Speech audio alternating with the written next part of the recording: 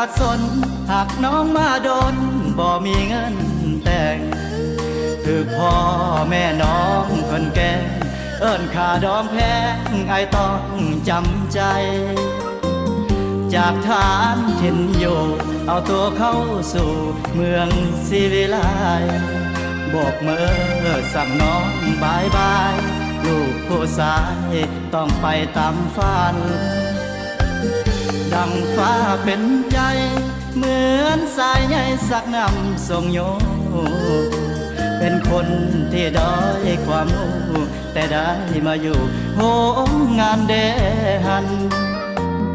อยู่สายประกอบทับผิดสอบหลายสิ่งหลายอันได้ฝึกสีมือแห่งงานจากผู้เชี่ยวชาญหามเฮียนเลื่อยไปตอนนี้เงินคำคอยเก็บไว้กำเพื่อวันข้างหน้าขอเพียงน้องลาอย่าเฝ้าป่าเปลี่ยนใจจากอายแม่น้องบ่พร้อมอายต้องอดออมบ่เคยถอนใจทำงานขยันเลื่อยไปอีกบ่ไกลต้องมีวันนั้นหากหอเงินทันจะซื้อแดหันลุ้นดีทีหนึ่งให้พ่อแม่น้องทราบซึ้งให้เพิ่นพร้อมให้เฮาหักกันอายพร้อมจะสู้ให้ชีวิตคู่เฮายังยืนนานมั่นใจผู้เบาแดหันสิสร้างความฝันหาเงินแต่งน้อง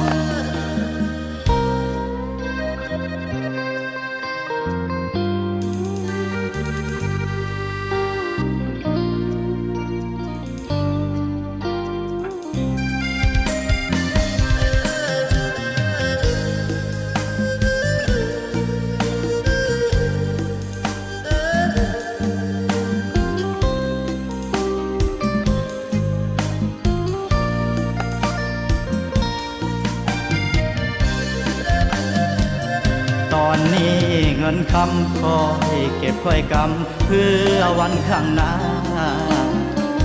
ขอเพียงน้องลาอย่าเฝ้าป่าเปลี่ยนใจจากอายแม่น้องบ่พร้อมอายต้องอดออมบ่เคยถอนใจทำงานขยันเลื่อยไปอีกบ่ไกลต้องมีวันนั้นหากโหเงินทันจะซื้อแดหันลุ้นดีทีหนึ่งให้พ่อแม่น้องทราบซึ้งให้เพิ่นพร้อมให้เฮาหักกันอายพร้อมจะสู้ให้ชีวิตคู่เฮายังยืนนานมั่นใจผู้เบาแดหันสิสร้างความฝันหาเงินแต่งน้อง